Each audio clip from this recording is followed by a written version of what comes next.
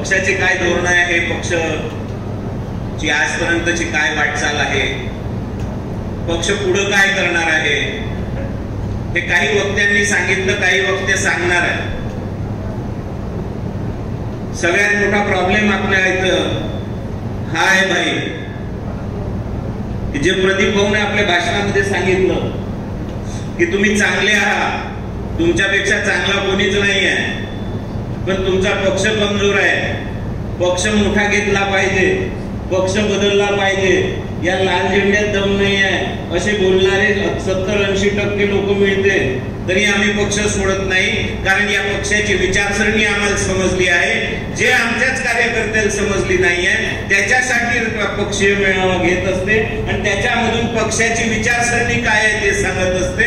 म्हणून मी माणसाच्या उत्पत्तीपासून थोडासा इतिहास सांगणार आहे. देव माणसानं बनवला का देवानं माणसं बनवले याच्यावर बोलल्याशिवाय आपल्या पक्षाची विचारधारा सांगता येत नाही. म्हणून माणसाची उत्पत्ती केव्हा झाली तेव्हापासून इतिहास सांगावा लागणार आहे. म्हणून 15 मिनिटं कमी पडतील, 25 मिनिटं तरी बोलू द्या. 10 मिनिटं उशिरा जेवल्याने काही फरक पडत नाही ना, 1 घंटा उशिरा गावात गेल्याने काही फरक पडत नाही. पण जे आलेले आहे त्याच्या बुद्धीमध्ये प्रकाश पडला पाहिजे आणि त्यांना पक्षाची विचारसरणी समजली पाहिजे. त्याच्याशिवाय आपण मेळावा कशासाठी घेतला त्याला अर्थ राहत नाही. माणसाची उत्पत्ती जवळपास 1 लाख वर्षाच्या 1-1.5 लाख वर्षाच्या आधी झाली. तेव्हा जात नव्हती, धर्म नव्हता, माणूस होता. त्याच्या आधी डायनासोर होते पृथ्वीवर. डायनासोरला जन्म काय देवाने दिला होता का? या पृथ्वीची उत्पत्ती काय देवाने केली होती का? या माणसाचा जन्म जर 1.5 लाख वर्ष आधी झाला तर तेव्हा जातही नव्हती, धर्मही नव्हता, पक्षही नव्हता, काहीच नव्हतं, माणूस होता. माणसानं जगणं शिकलं, माणसानं वागणं शिकलं, माणसानं सोसायट्या बनवल्या, माणसानं जाती धर्म आणला, माणसानं देव आणला आणि याच्यात देव आणण्यात आणि या जाती धर्माचे झगडे लावण्यात सगळ्यात दोषी कोणी असेल तर ब्राह्मण समाज आहे. ब्राह्मण विचारसरणीची विचारधारा आहे आणि या विचारधारेच्या विरुद्ध मत मांडणारा एक माणूस महात्मा म्हणून या महाराष्ट्रामध्ये ज्याने नाव कमावलं ते महात्मा ज्योतिबा फुले आहे. आणि त्या ज्योतिबा फुलेच्या विचारसरणीवर चालणारा पक्ष म्हणजे शेतकरी कामगार पक्ष आहे. ज्या माणसानं शिवाजी महाराजांची समाधी शोधून काढली, ज्या माणसानं शिवाजी महाराज या महाराष्ट्रासमोर या देशासमोर आणून ठेवला, तो महात्मा फुले जर आपल्याला कळला नाही, ज्या मायाच्या घरामध्ये ज्या महात्मा फुलेंनी जन्म घेतला, ज्या ब्राह्मणेतर चळवळ ज्या माणसानं चालवली, ज्यानं सत्यशोधक समाजाची स्थापना केली, तो जर ज्योतिबा फुले मायांना समजला नसेल आणि त्या माळी समाजाचे लोक जर बीजेपीचं काम करत असेल तर याच्यात सर्वात शोकांतिका दुसरी कोणती नाही. ज्या बहुजन समाजावर ब्राह्मणांनी अन्याय केला, ज्या बहुजन समाजावर देव थोपला, ज्या बहुजन समाजावर हे रीतिरिवाज मांडले, हे केव्हापासून आले? माणसाची उत्पत्ती झाली तेव्हा तर नव्हते. 15 पासून वानर झाले हे आपण ऐकलेलं आहे, वानरापासून माणूस झाला हे आपण ऐकलेलं आहे. माणसाने शिकार करणं शिकलं, माणसाने शेती करणं शिकलं, याचे शेती करणं माणूस हा शिकला आहे. याची सभ्यता आपली इंडस व्हॅली सिव्हिलायझेशन जे आहे, हरप्पा आणि मोहेंजोदारोचा जेव्हा शोध लागला तेव्हा तिथं पूर्ण शहराचे शहर आणि वेल प्लॅन शहर सापडले. त्या शहरामध्ये पाटील साहेब त्या शहरामध्ये शस्त्र सापडले नाही, त्या शहरामध्ये मंदिरं सापडले नाही. आणि हे जे इंडस व्हॅली हिंदू घाटी सभ्यता ज्याला म्हणते, सिंधू घाटी सभ्यता, सिंधूच्या नदीच्या किनाऱ्यावर राहणारी ही सिंधू घाटी सभ्यता, या सिंधूच्या घाटी राहणारा माणूस म्हणजे हिंदू आहे, म्हणजे हिंदू धर्म नाही आहे. आणि त्या हिंदू घाटी सभ्यतेमध्ये शस्त्र सापडले नाही. जे काही सापडले असेल छोटे मोठे शस्त्र ते शेतकऱ्याचे शस्त्र सापडले, ज्यांनी पेरणी करणे, रोवणी करणे याच्यासाठी वापरण्यात आले. म्हणजे तेव्हा आर्मी पण नव्हती असा त्याचा अर्थ आहे. तेव्हा आपल्या इथं शांतता होती, माणूस माणसाची भांडत नव्हता, माणूस जनावरांचा शिकार करत होता स्वतःचं पोट पोसण्यासाठी. त्याच्यानंतर माणसाच्या मनामध्ये स्वार्थ आला, त्याच्यानंतर राजे महाराजे जमिनीसाठी भांडले, त्याच्यानंतर सैन्य तयार झाले, त्याच्यानंतर वाऱ्या एकमेकाच्या देशावर होऊन राहिल्या आणि त्याच्यानंतर आपल्या इथं अनेक ग्रीक राजांनी आपल्या हिंदुस्थानावर हमले चढवले. त्याच्यानंतर काही काळानं मुघल सीता आले, त्याच्यानंतर इंग्रज आले. इतिहास जर पाहिला तर माणसाची उत्पत्ती आधी होती 1.5 लाख वर्ष आधी, तेव्हा जाती धर्म नव्हता. जेव्हा हे 4000 वर्ष आधी 4500 वर्ष आधी सिंधू घाटी सभ्यता संपली, तुम्हाला माहित असेल कोणतंही गाव कोणतंही शहर जे वसते ते आजकाल हायवे असते म्हणून हायवेच्या बाजूने वसते, नाही तर जुन्या काळामध्ये जिथे पाण्याचा स्रोत असेल, जिथं नदी वाहत असेल तिथं गाव बसत होतं. आपलंही गाव नदीच्याच काठी बसलेलं आहे. आपलं गाव नदीच्या पात्रात बसलं नाही. आज गरिबी वाढली आहे, राहण्यासाठी जागा नाही म्हणून झोपडपट्टीने झोपडे आपले नदीच्या काठावर बांधले आहेत. पण आमच्यासारखे देशमुख लोक, पाटील लोक, कुणबी लोक जे श्रीमंत होते ते आजही नदीच्या काठावर राहतात, पण उंच टिब्यावर राहतात. त्याची ते पुराचा त्रास होणार नाही. याच पद्धतीची हिंदू घाटी सभ्यता, सिंधू घाटी सभ्यता आहे. त्याच्यामध्ये नदीच्या काठी लोक राहत होते. तिथेही शहर प्रगत झाले होते, लढाई झगडे होते नाही. त्यांनी त्याच्यात गहू सापडला आहे. तिथून तेव्हापासून आपल्या इथं गहू आलेला आहे. तेव्हापासून आपण शेती करतोय. पण त्याच्यानंतर आर्य आपल्या देशामध्ये आले, इराण मधून लोटा घेऊन आले आणि इथं भीक मागत आले. 1 एकर जमीन नव्हती. अहम भिक्षाम देहीचा आवाज दिला आणि त्या बामणाईनं या देश डुबवलाय. ते जे ब्राह्मणवादी विचारसरणीचे लोक इथं आले, त्यांना हे खोटे नाटे पुराण आले. त्याला वैदिक काळ म्हणते. वैदिक काळाला वेद ज्याच्यात रचण्यात आले, ज्याच्यात पुराण रचण्यात आले, आणि या सगळ्या गर्तेमध्ये आपली पूर्ण जनता त्याच्यात फसली, त्याच्यात फसती पडली. इथं हा देश फक्त क्षत्रियाचा देश आहे. इथं कोणती जात नव्हती, कोणता धर्म नव्हता, कोणता पंथ नव्हता. इथं फक्त क्षत्रिय लढवय्ये राहत होते. या क्षत्रियाच्या देशामध्ये हे बाहेरून येणारे आर्य आले. हे कधीच लढले नाही. हे आधी लढले असते आले तेव्हा, पण त्याच्यानंतर त्याच्या लक्षात आलं का आपल्या मनगडात ताकद नाही, यायला चुट्या बनवल्याशिवाय आपल्या जवळ पर्याय नाही. हे मोगल जरी आपल्या इथं आले असेल तर त्यांच्या सुद्धा सिंहासनाच्या बाजूनं सल्लागार म्हणून बसले, पण फ्रंटवर कधी उतरले नाही. उलटा सीधा सल्ला दिला. शिवाजी महाराजाचा खून करणाराही बामणच आहे, संभाजी महाराजाचा खून करणाराही बामणच आहे, तुकाराम महाराजाचा खून करणाराही बामणच आहे. एवढं सगळेच्या सगळे काही ब्राह्मण विरोध आहे. आपण ब्राह्मण विरोधी नाही आहे. आपण ब्राह्मणीय विचारसरणीच्या विरोधात, मनुवादी विचारसरणीच्या विरोधात लढणारे माणसं. ब्राह्मण खराबच असते असं नाही. शिवाजी महाराजाचा राज्याभिषेक टाळणारे काही ब्राह्मण आहे, पण काही ब्राह्मणानं त्याचा राज्याभिषेकही करून घेतला आहे. आणि आपल्याला हे विसरून चालता येणार नाही का मारवाडी ब्राह्मणानं आपल्याला सभागृह कार्यक्रम घ्यायला दिला आहे आणि पैसाही घेतला नाही. असे आपल्या सोबत असणारेही ब्राह्मण आहे. आपले पदाधिकारी, आपल्याही नगरपालिकेमध्ये 3-4 ब्राह्मण मेंबर आपण निवडून आणले,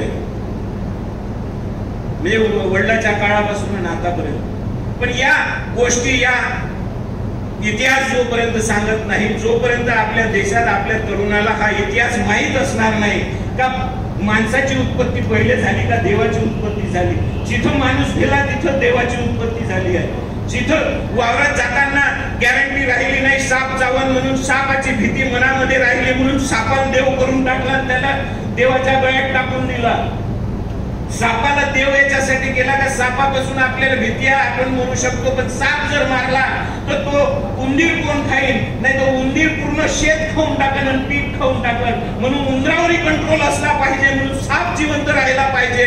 म्हणून शेतकऱ्यांनी जर साप मारला तर संपवून टाकते.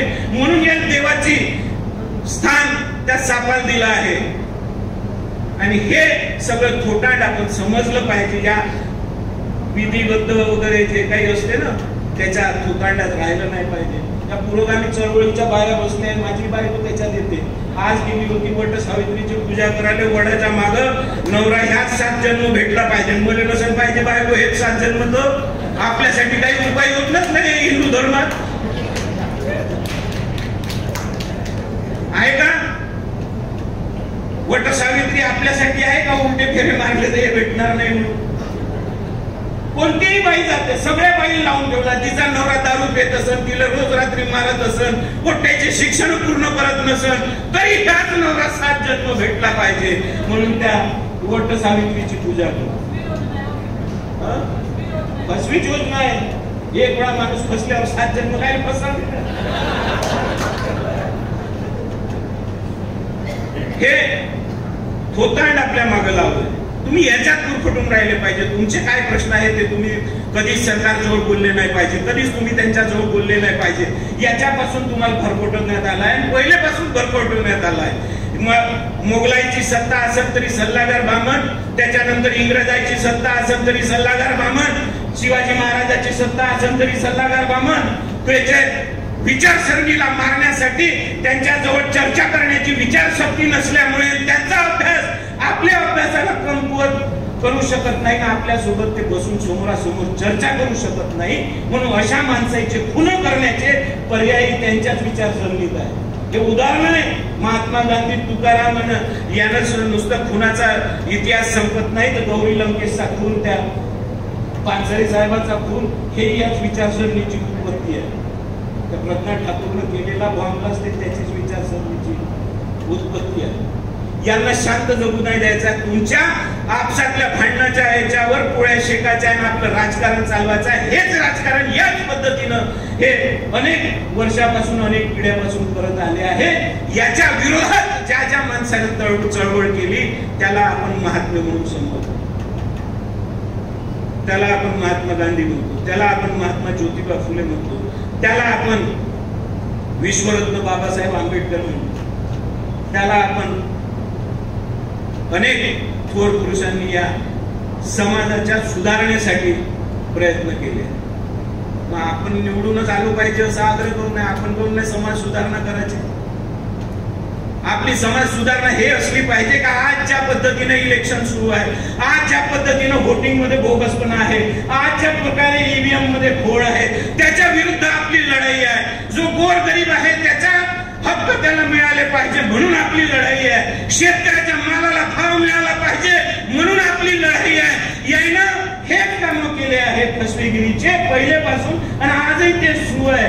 यानं समोरासमोर येऊन यायला चर्चा करता येत नाही, समोरासमोर येऊन यायला लढाई करता येत नाही, समोरासमोर येऊन द्वंद्व करता येत नाही. म्हणून हे जेव्हा जेव्हा घेते तेव्हा तेव्हा हे कळ लावायचे आणि आपसात भांडण करण्याचे काम सुरू करते. त्याच प्रकारे याही सत्तेमध्ये यांचं जमत नव्हतं म्हणून यांनी ईडी सीबीआय पाठवले आणि दुसरे पक्ष कमकुवत केले आणि स्वतःची सत्ता. इतका माच, इतके दारात बसले लोक तुमच्याकडे तुम्हालाच मत देणार आहे. प्रदीप भाऊंजी भाषणात सांगितलं का वातावरणच नव्हतं. खरंच वातावरण नव्हतं. भाई तुम्हाला सांगतो, जरी आम्हाला पशींच्या त्या मोजणीप्रमाणे 6-6.5 हजार मतं दिसत असतील तरी आम्ही 6-6.5 हजाराची लायकी नाहीये आमची त्याच्यापेक्षा 10 पट लायकी आहे. 6-6.5 ते एकाच सभेत राहिले लोकांना आम्ही आवर्जून विचारत होतो तुम्ही ऐकायला आले का तुम्ही मत देणार आहे. लोक स्वतःहून आवाज देत होते आम्ही मत देणार. हे परिस्थिती पूर्ण क्षेत्रामध्ये होती. आम्हाला सगळे राजकीय गणित समजते. मी तुम्हाला भाषणामधून सगळ्यांचे आकडे सांगितले कुणाला किती मतं भेटणार आहे. सलीमचाही आकडा सांगितला होता का याच्या वडिलोपार्जित मतं 65,000 मतं आहे आणि याला याच्यापेक्षा मायनस मतं मिळणार आहे. तर मशीन ऍडजस्टमेंट आहे याचं ज्वलंत उदाहरण आमच्या इथं सांगतो. जो फॉर्म्युला त्यानं बूथ नंबर 1 पासून लावला तो शेवटपर्यंत लावला. जो दुसरा बलाढ्य पक्ष असन त्याला 2 नंबरचे मतं टाकून द्यायचे. मग ते टाकता टाकता त्या मशीनला माहित नाही ना मी काटोलला चालली म्हणून. काटोलच्या 32 बुथावरही त्याच मशीन होती. पण फॉर्म्युला एकच सेट असल्यामुळे त्याही मशीनला 32ही मशीनला 2 नंबरवर सलील देशमुख आहे. शक्य आहे का काटोला दे? आहे का तुम्हीच सांगा. वीरेंद्र बाबूंना आपल्या वावराचे तुकडे केले, त्याचे प्लॉट पडले, गरीब लोकांसाठी झोपडपट्टी तयार केली, फुकटात जमिना वाटल्या. 14 झोपडपट्ट्या या गावामध्ये बसल्या वीरेंद्र देशमुखाच्या कृपेनं बसल्या आणि त्याला पट्टे देण्याचं काम फडणवीस येऊन इथं उसर्गी मारायला आले होते म्हणून माझं भांडण झालं. स्टेजवरच बोललो होतो तर माझ्या बापानं जागा नसती दिली तर तुम्ही पट्टे कोणत्या अधिकाराने वाटले असते. कमीत कमी ज्याचं कर्तव्य आहे त्याचं नाव तर तुम्ही घेतलं पाहिजे. हे मुर्द्याच्या टाळूवरचं लोणी खाणारे हे सत्तेत बसले. यानं नंगा नाच या महाराष्ट्राच्या सरकारचा करून ठेवलाय. इकडचे पळो तिकडे आण, तिकडचे पळो इकडे ने, इथून मग कुठं दे गुवाहाटीला घेऊन जा, पहिले इंदोरला घेऊन जा, मग गुवाहाटीला घेऊन जा, चालले इकडचे तिकडे. कोण आहे म्हणताना पक्ष सोडा, हे दुपट्टा काढला का पक्ष सोडले. एकापेक्षा जास्त नवरे केले त्याला वेश्या म्हणते, एकापेक्षा जास्त पक्ष बदलणाऱ्याला राजकीय वेश्या म्हणते. बदलाचा पक्ष. तुमची विचारसरणी जर पक्की असेल तर तुम्ही कोणत्याही काही आपसात झगडे असेल. काय उदाहरण दिलं रायगड, ज्याच्या घरात 40 वर्ष 50 वर्ष 60 वर्ष सत्ता शेका पक्षानं दिली, एक भाऊ पक्ष सोडून चालला गेला. कशासाठी? कारण विचारसरणीचा पक्का नव्हता. शेतकरी कामगार पक्ष काय आहे हे मीनाक्षीताईंनी त्याला शिकवलं नाही असा त्याचा अर्थ आहे. विचारसरणीचा जर पक्का राहिला असता, इथंच राहिला असता, भांडत राहिला असता, आपसात बोलत राहिला असता, पक्षामध्ये चर्चा केल्या असत्या, चर्चेअंती जो निर्णय झाला असता त्याची वाट पाहिली असती. नसतं झालं तर जसे आपले मराठवाड्याचे शेषराव बापू होते, नाही पटलं काही जणांसोबत, पक्ष सोडला नाही, राजकारण सोडून टाकलं, मरेपर्यंत कोणत्याच पक्षात गेले नाही, उभे नाही राहिले. आपण निर्णय घेऊ शकतो. जे पक्ष बदलत असतील याला पक्षाच्या विचारसरणीचं काही घेणदेण नसते, याला स्वतःचा स्वार्थ साधायचं असते. इथं पद भेटून नाही राहिले म्हणून दुसऱ्या पक्षात जाऊन पद पाहिजे, तिथं पद भेटले पाहिजे किंवा तिथून पैशाची कमाई झाली पाहिजे म्हणून हे पक्ष बदलत असते. म्हणून विचारसरणी हे बदलवली नाही पाहिजे. मी विचारसरणी एका रात्रीत बदलू शकतो तुम्ही म्हणत असाल, पण आज हे सभागृह मी ज्या विचारसरणीत आहे, ज्या इमानदारी मी जगून आहे, त्याच्यामुळे मला फुकटात दिलं आहे. बाकीच्या पक्षाकडून पैसे घेते, तसाच मी मोठ्या पक्षात गेलो का पहिले मला म्हणून सभागृहाचे पैसे ठेवून मग पाय अंदर ठेवतो, चालेल का? आज मी चांगला दिसतो तर मी माझ्या विचारसरणीला टिकून आहे म्हणून तुम्हाला आदर वाटते, म्हणून तुम्हाला माझ्याविषयी प्रेम वाटते. पण मी जर खपलो, मी जर विकलो तर हेच इज्जत तुम्ही पुढे करणार आहात, करूच नाही शकत. आणि हेच विचारसरणी आपल्याला आपल्या वडिलांनी दिली आहे, म्हणजे माझ्या वडिलांनी दिली आहे. वीरेंद्र बाबू खस्ता खाल्ल्या, अनेक ऑफर आले, जसे यांना आमदारकीचे ऑफर आले. 2 वेळा भाजपची तिकीट भाई माझ्या घरी आली, 2 वेळा नाकारली. का आमदार बनायचं नाही आहे का? म्हटलं बनायचं आहे, या विचारसरणीने बनायचं आहे, कोणाच्या इथं जाऊन नाही बनायचं आहे. मी जर आमदार बनलो, मी शेतकऱ्याचं भलं करू शकतो, मी गरीबाचं भलं करू शकतो, मी दिनदुबळ्याचं भलं करू शकतो, याची जाणीव मतदाराला असली पाहिजे. मला असून काय पाहिजे? पक्ष तर अनेक आहे. 1925 मध्ये कम्युनिस्ट पक्षाची स्थापना झाली. 1947 मध्ये मग त्याच झेंड्याचा, त्याच लाल रंगाचा, त्याच वेळा हातोड्याचा दुसरा पक्ष काढण्याची गरज का भासली? कारण त्यांनी कार्ल मार्क्स लागू केला त्यांच्या पक्षावर. आणि कम्युनिस्ट पार्टीचं सगळ्यात मोठी लढाई जी होती कामगारांच्या प्रश्नावर, आणि शेतकऱ्याला कम्युनिस्ट पक्ष हा भांडवलदार वर्ग समजत होता. शेतकरी हा भांडवलदार आहे आणि शेतीमध्ये काम करणाऱ्या कामगाराची पिळवणूक शेतकरी करते असा त्या कम्युनिस्ट पक्षाचा समज होता. हा समज त्यांचा नाहीसा झाला पाहिजे याची विनवणी कम्युनिस्ट पार्टीकडे करण्यात आली. तुम्ही शेतकऱ्याला सुद्धा त्याची पिळवणूक होऊन राहिली आहे, त्याच्या मालाला भाव नाही मिळून राहिलाय, तो सुद्धा भांडवलदार नाही आहे, तो सुद्धा याच भागाचा घटक आहे. म्हणून शेतकऱ्याला सुद्धा तुम्ही तुमच्या कामगाराच्या लिस्ट मध्ये घ्या हे विनवणी केली. हे कम्युनिस्ट पार्टीला ऐकलं नाही, म्हणून समविचारी सगळे जण एकत्र बसले आणि या शेतकरी कामगार पक्षाची झडप तयार झाली आणि शेतकरी कामगार पक्षाची पहिली नीव ठेवली, ज्याच्यामध्ये शेतकरी हा पहिला मुद्दा राहिला, शेतकऱ्यासाठी लढाई. मग आता शेतकरी हा मुद्दा घेऊन जर महाराष्ट्राची चळवळ चालत असेल, संयुक्त महाराष्ट्राची लढाई होत असेल, संयुक्त महाराष्ट्र मिळवण्यामध्ये शेतकरी कामगार पक्षाचा सिंहाचा वाटा असेल तर मुख्य विरोधी पक्ष म्हणून काही वर्ष शेतकरी कामगार पक्षानं त्या सभागृहामध्ये महाराष्ट्राचं काम पाहिलं. आणि हा पक्ष कसा नाहीसा झाला पाहिजे म्हणून अजून शक्कल लढवली आणि तिथेही आपल्याला बामणच भोवला आणि त्यानं शेतकरी संघटना तयार केली याच भाजपवाल्याच्या सांगण्यावरून. तो होता शरद जोशी. बामण हा शेतकऱ्याचा कधीच कैवारी असू शकत नाही. त्याला भिक्षेमध्ये दानामध्ये शेतकऱ्यानं जमीन दिली आहे म्हणून तो शेतकरी झाला आहे. आणि फुकटामध्ये मिळालेली जमीन याची किंमत कुणाला नसते तशी त्याला नाही आहे. म्हणून शेतकऱ्याच्या मालाला भाव भेटला पाहिजे याच्यासाठी बामण तळमळीनं कधीच रस्त्यावर उतरू शकत नाही. आणि ते जर उतरत असेल तर ते सत्तेसाठी त्याचे नाटक आहे हे आपण लक्षात घेतलं पाहिजे. हे शरद जोशीनं या शेतकरी कामगार पक्ष छिन्न विछिन्न झाला पाहिजे म्हणून चुकीचे धोरण राबवून शेतकरी संघटना तयार केली आणि शेतकरी कामगार पक्षाचं डिव्हिजन करण्याचं काम केलं. त्याच्यानंतर काँग्रेस सत्तेमध्ये असताना सगळ्यात मोठी चळवळ शेतकऱ्यांची शेतकरी कामगार पक्ष करत असताना आम्ही शेतकऱ्याचे कैवारी आहे म्हणून सांगणारे फडणवीस सारखे भावना यानं मोर्चे काढले. सोयाबीनला काय भाव पाहिजे 7,000 देऊन टाकतो. मोसंबी काय भाव पाहिजे 70,000 देऊन टाकतो. तुम्हाला संत्र्याला काय भाव पाहिजे 65,000 देऊन टाकतो. तुम्हाला काय विदर्भ वेगळा पाहिजे देऊन टाकतो. तुम्हाला आरक्षण धनगरायचं पाहिजे देऊन टाकतो. तुम्हाला आरक्षण मराठी पाहिजे देऊन टाकतो. टोपल्यानं खोटे आश्वासनं दिले आणि हे चोट्टे सत्तेत बसले. हे खोटं बोलणारे जेव्हा सत्तेतून हटवले आघाडी बनवून आपण तेव्हा याची पुन्हा तळपळायची आग मस्तकात गेली. कारण सत्तेशिवाय हे राहू शकत नाही. आणि खोटं बोलून आपल्या सोबत जे जनता पक्षाला आघाडी करून आपण जे सरकार बसवलं होतं एकेकाळी कोणता सारा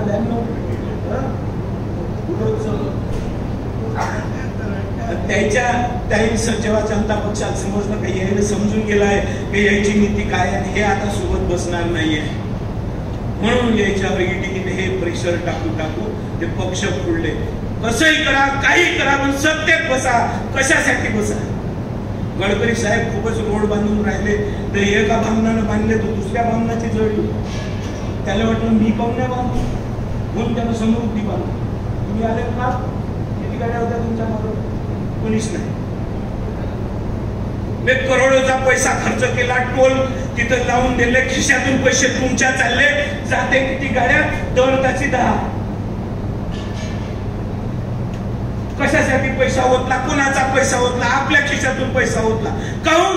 गडकरी एकटा काहून खाईन मी खातो. तेवढ्यानं समाधान झालं नाही. शेतकऱ्याचं तेवढं नुकसान करून त्याच्या जमिना घेऊन रस्त्या बांधून तेवढ्यानं समाधान झालं नाही. तर नवीन आता शक्तीपीठ शोधून काढलं.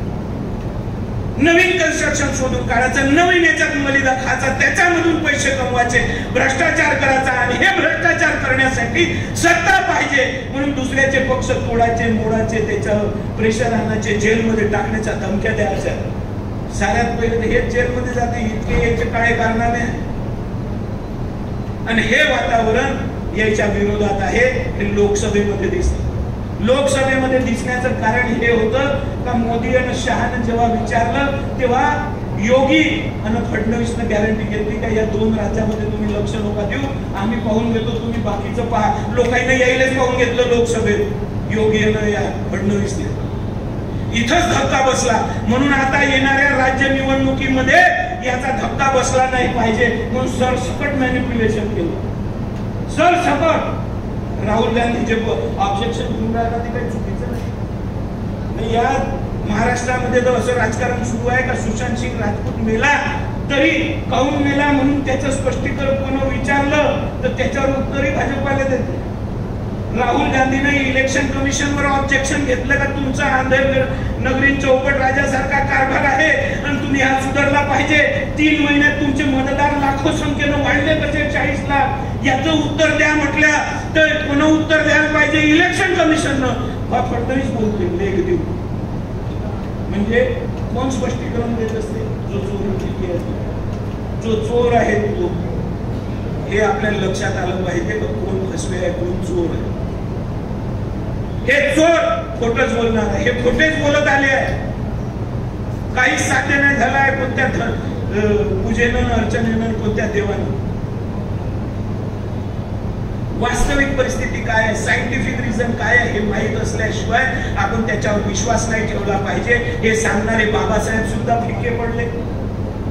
हे बाबासाहेब सुद्धा फिक्के पडले. अनेक संत महात्मे होऊन गेले, ज्यानं विचारसरणी पेरण्याचे काम केले, त्याची जयंती आणि पुण्यतिथी साजरी करते, पण त्याचं सांगितलेला रस्ता कोणीच अवलंबन करत नाही. ते फक्त फोटोपुरती राहिलेले आहे आणि ते फक्त जयंती आणि पुण्यतिथ्या साजऱ्या करण्यापुरती राहिले. लाज नाही वाटत? बहुजन समाजाला, तेली समाजात, कुणबी समाजात तुम्ही जन्म घेताना तिथं भाजपचे पदाधिकारी म्हणून नांदता. ज्या भाजपनं तुम्हाला हीन वागणूक दिली, फुलेबाईचं प्रकरण पुण्यातलं तुम्ही विसरले का? ज्या मराठ्याला तुम्ही नीच आहे, हीन आहे याची आठवण करून दिली. काय जाधव साहेब केली होती की नाही? तरी पण मराठीवर जे कुठं आहे, कुठं आहे अजित पवार?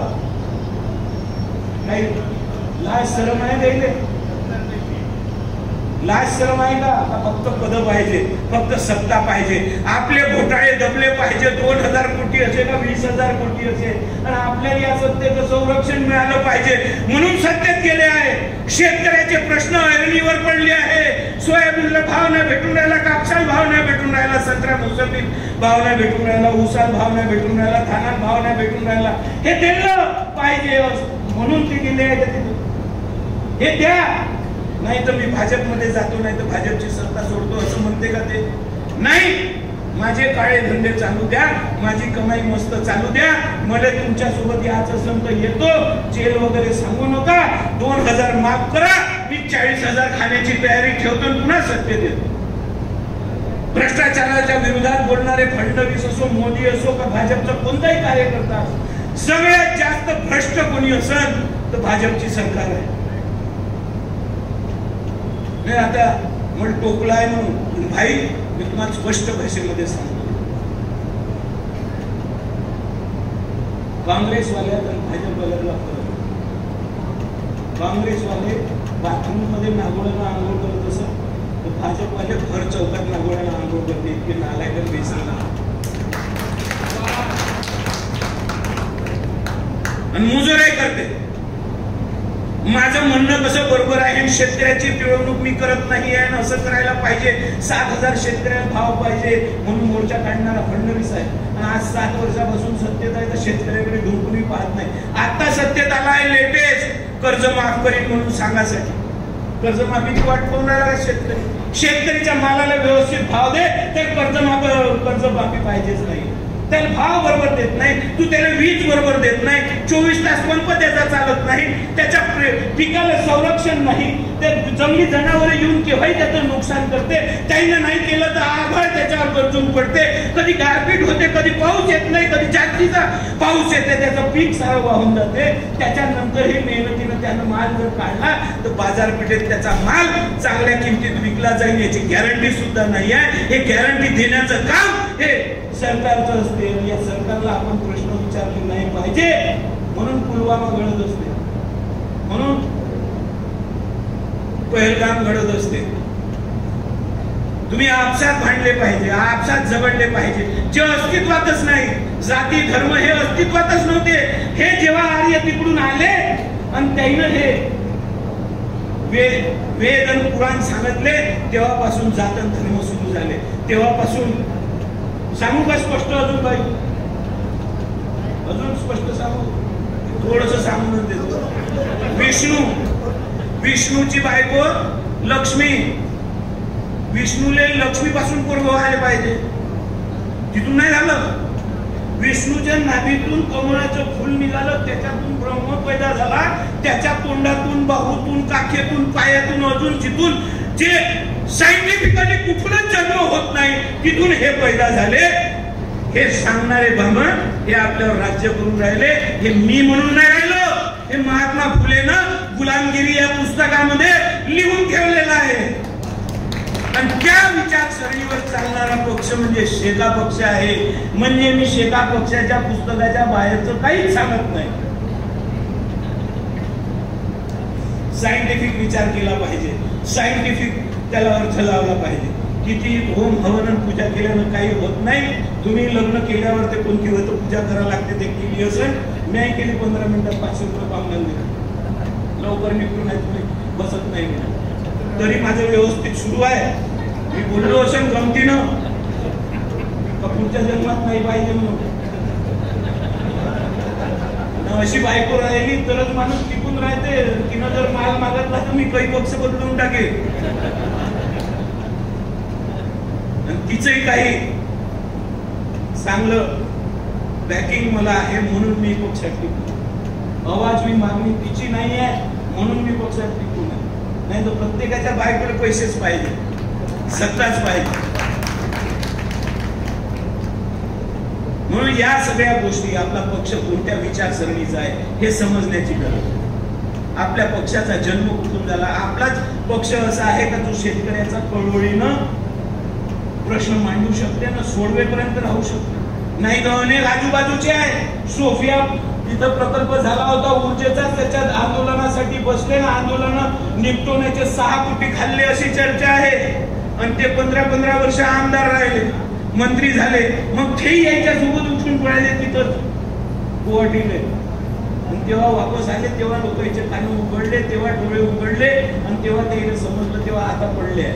नाव काही घेत नाही तुम्हाला लक्षात आलं असेल कोण आहे. तेही शेतकऱ्याचा कळवळा. पण शेतकऱ्याचा कळवळाचा पक्ष कोणता आहे, शेतकऱ्यासाठी रस्त्यावर उतरणारा कोण आहे, शेतकऱ्यासाठी भांडणारा कोण आहे. 8 तासाची त्याची ड्युटी असली पाहिजे. या कामगारासाठी रस्त्यावर उतरणारा प्रश्न मांडणारा पक्ष कोणता आहे याची जाणीव कामगारांना सुद्धा असते. आज तर कामगाराचे युनियन सेनाही करते, ज्याचा कामगाराच्या कायद्याशी काहीच संबंध नाही, ज्याच्या कामगाराच्या चळवळीशी काहीच संबंध नाही. आज तुमचे मोठे पक्ष झालेले आहे. कामगार अडचणीत आला आहे. 10 घंट्याची त्याची शिफ्ट करून टाकली आहे. पुन्हा पुरातन जमाना पुन्हा वापस येऊन राहिला आहे. आणि याच्या विरोधात जर चळवळ कोणी करत असेल तर कम्युनिस्ट पक्ष करते ना, शेतकरी कामगार पक्ष. या समविचारी पक्षांना सोबत घेऊन चाललं पाहिजे. आरपीआय पण त्याच्यातलाच पक्ष आहे, बाबासाहेबांचा पक्ष आहे, बाबासाहेबांच्या विचारसरणीचा पक्ष आहे. पण त्याच्यामध्ये फूट पडली आहे. त्याचे नेते विकाऊ आहे, भाकरे आहे. मी स्पष्ट भाषेत सांगतो. आठवले तिथं बसलाय, कवाडे तिथंच बसलाय, जुलेखा कुंभारे तिथंच बसले. आणि तुम्ही काय म्हणता मी इथं बोलतो, मी त्या आठवलेच्या तोंडावरच्या स्टेजवर बोललोय का तुमचं कसं जमते आणि तुमच्या पक्षातल्या माणसाचं कसं जमत नाही. काँग्रेसची सत्ता असली तरी तुम्ही खासदार, भाजपची सत्ता असली तरी तुम्ही खासदार. म्हणजे तुम्ही तुमच्या समाजासाठी झटत नाही, तुमच्या प्रश्नासाठी झटत नाही. बाबासाहेबांना अख्खं आयुष्य ज्याच्यासाठी खर्चिलं त्याची लढाई तुमची नाहीये. तुम्ही स्वतःच्या सत्तेसाठी, स्वतःच्या पैशासाठी, स्वतःच्या मानमरादासाठी आपलं राजकारण करताना आपली पोळी शेकता. या खोट्या थोटांड 2 नंबरच्या राजकारणापासून आपण सावध असलं पाहिजे. आणि हे ज्या दिवशी या क्षेत्रात नाही या देशामध्ये मतदारांना कळलं ना मतदानाचं महत्व, त्या दिवशी या देशाचं चित्र बदललं. हे निवडूनच आलं पाहिजे म्हणून आपली लढाई नाही आहे. यूज जसं मरत छाया शेतकरी कामगार पक्षावर पडली, ताईनं बोलून दाखवलं का पहिला आशेचा किरण विदर्भातून निघाला, खरेदी विक्री जिंकून.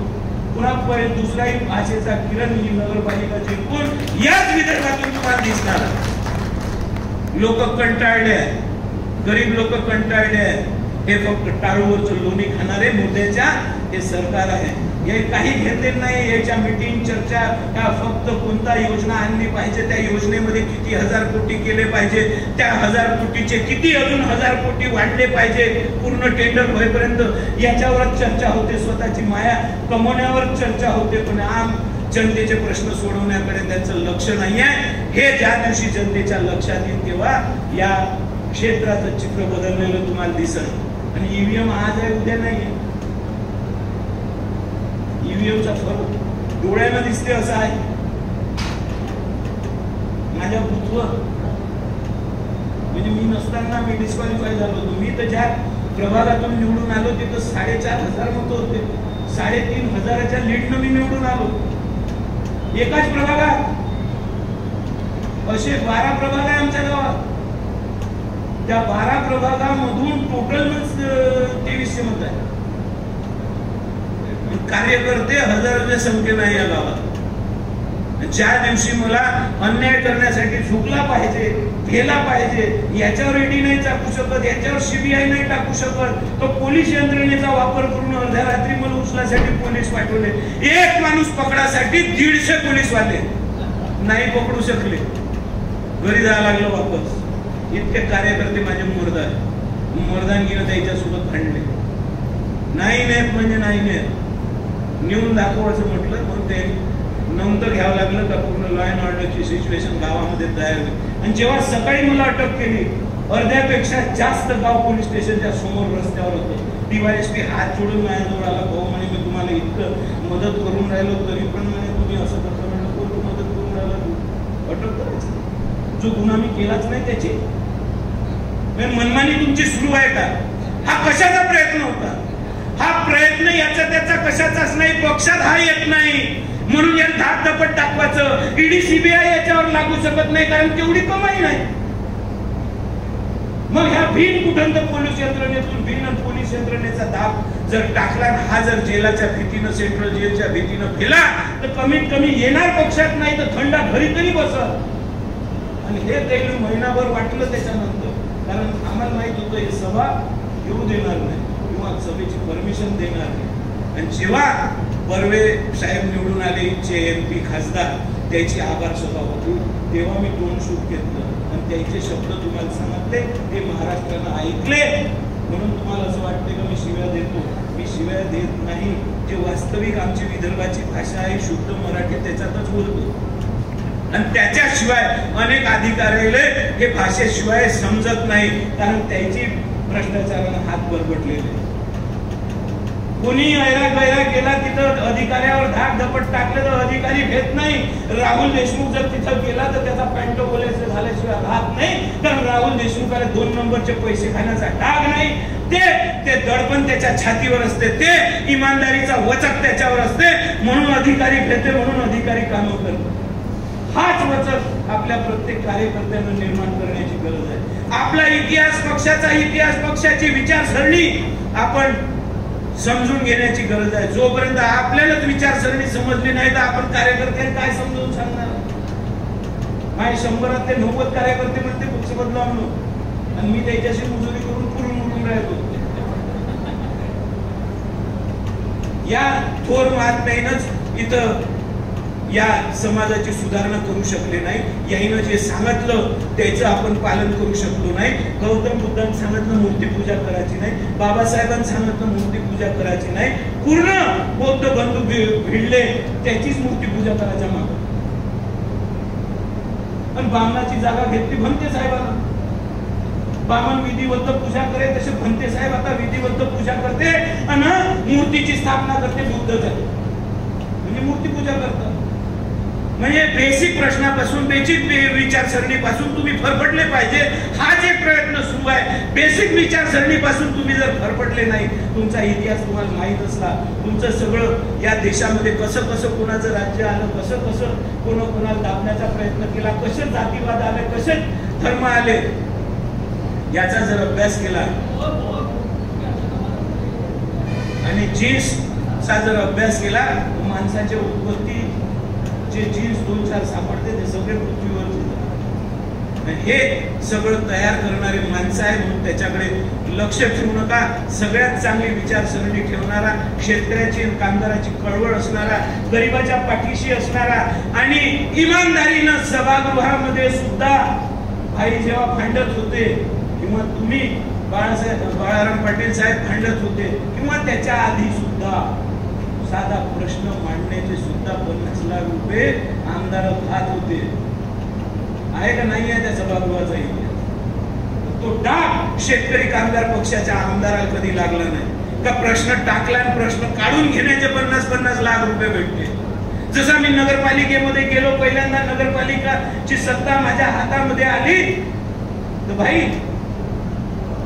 ज्याच्या वावरात रिझर्वेशन असेल त्याचं रिझर्वेशन काढून घेण्याचा ठराव घेण्याचेच 5 लाख रुपये भेटते. आणि ते जर रिझर्वेशन काढून दिलं तर आमच्या स्टेशनावरचे छोटे जे आता आमदार झालेले आहेत ते 50 लाख रुपये एकरी वगैरे घेते, असं ऐकलं आहे मी. आणि हे धंदे करते. याच्यासाठी त्याला सत्तेत असलेला पक्ष लागते. 1760 पाहिलीचे 50 पक्ष बदलले आहे म्हणजे त्याची विचारसरणी नाही आहे. विचारसरणी पक्का असलेला माणूस 1760 पक्ष बदलत नाही. एक पूर्ण राऊंड होऊन गेलाय, जवळपास 14 पक्ष बदलले आहेत, पण निवडून तेच चालले आहे. हेही शोकांतिक आहे. म्हणून आपली लढाई हे निवडून येण्यासाठी नाही, जागरूकता तयार करण्यासाठी आहे, आपल्या विचारसरणीची नवीन फळी तयार करण्यासाठी आहे आणि आपला पक्ष त्या कार्यकर्त्याच्या मनामध्ये रुजवण्याची आपली लढाई आहे. ही संकल्पना लक्षात ठेवून आपण भाई मला इतक्या वेळ सहन केलं त्याबद्दल आपले आभार मानतो आणि सर्वांना या कार्यक्रमाच्या निमित्तानं शुभेच्छा देतो.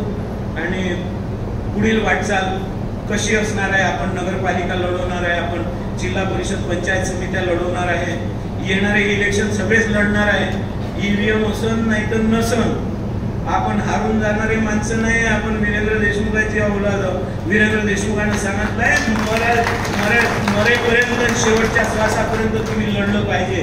तुम्हाला मिळते काय मिळते नाही मिळत त्याची पर्वा केली नाही पाहिजे आणि आपले प्रश्न इमानदारीने मांडले पाहिजे. ही वाटचाल आपली सुरू राहील आणि सुरू राहणार आहे हे तुम्हाला या घडी आश्वासन देतो आणि माझे शब्द संपवतो. धन्यवाद.